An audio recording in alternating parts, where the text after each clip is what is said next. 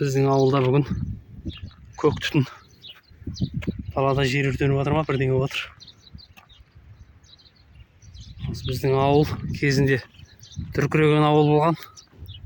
Мына ауылдың ортасында шағын ауыл болса да, дүкеннің ішінде кішкентай аяғын жаңа басқан бала мінетін велосипедтен бастап үлкен кісі мінетін велосипедке дейін түрлері тұратын неше түрлі дүниелер болған. Бәлем мың бас мал болған. Одан кейін үкімет құлағаннан кейін қазір енді әзірде бір 20-дай үй бар. Су бар, свет бар. Су жердің астынан 210 метр жерден шығады. Керемет. Астана көлемінде су жақсы. Ауыл осы біздің ауыл болып саналады негізі. Ауылдың артында Қызылкөл деген көл бар. Қазір кішірейіп қалды. Бұрын енді бірсыпыра үлкен болған.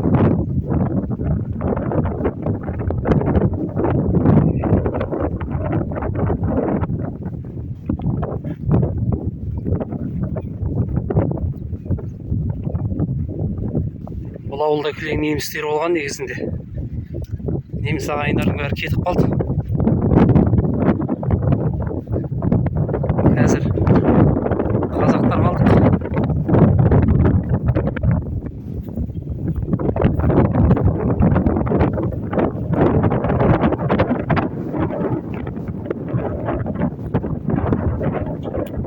Біреу ғана орыс ағайындар қалды, басқа ешкім қалған жоқ.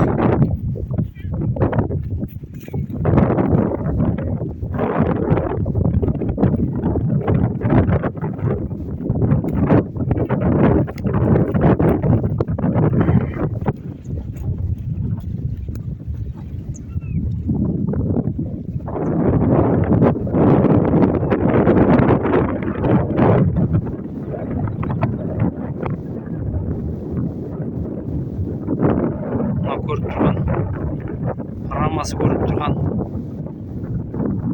кезінде бәлем мың жылқы, бәлем мың сиыр баққан баздар қазір міне орындар осылай ырсиып тұр.